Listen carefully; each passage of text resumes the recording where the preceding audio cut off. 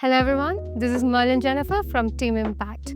Today, our guest speaker is Mr. Aman Lamba, the Global Director at Gigamon, with over 18 years of vast experience and is one of the leading experts in his domain.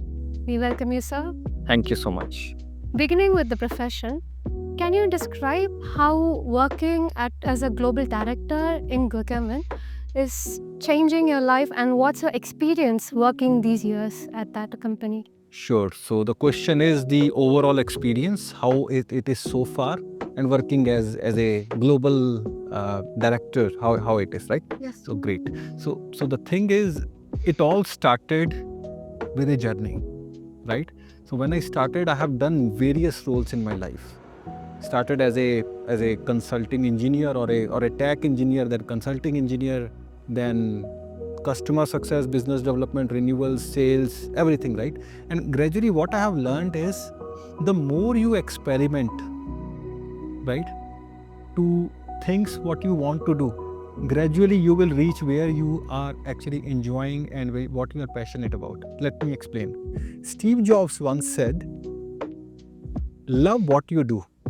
And until you find one, never settle in a position where, like, don't get into the mode where maybe I'm in comfort zone. This has a lot of future aspects. I don't want to change. Change is on the constant.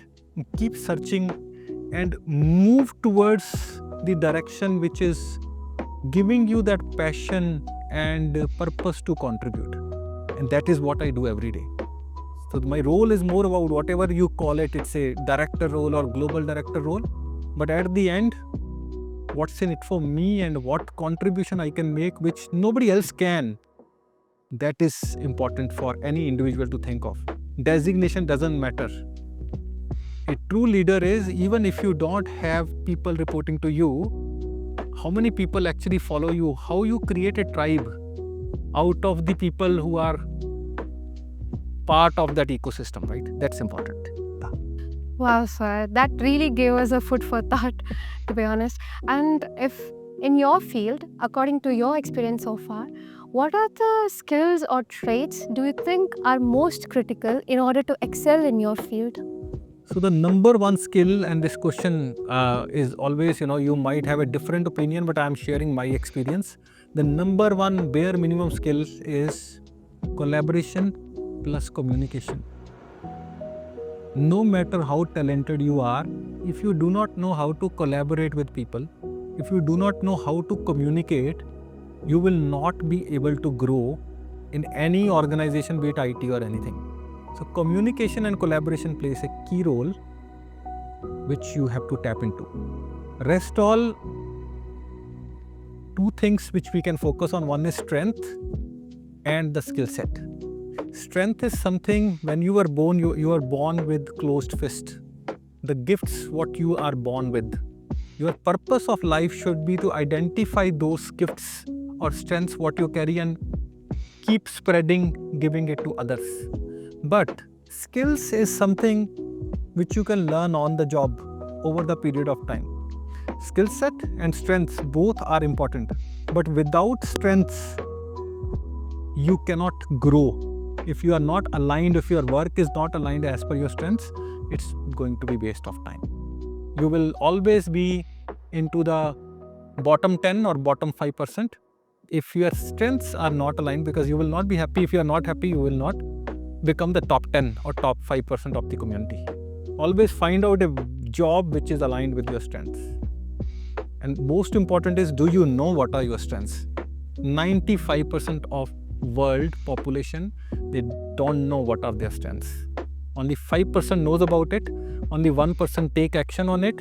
And that is the 1% who is successful community in the world.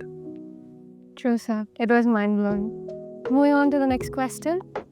Despite having such a hectic schedule, many people fail to have a work-life balance. So what are your advice to them? So the concept work-life balance is outdated now.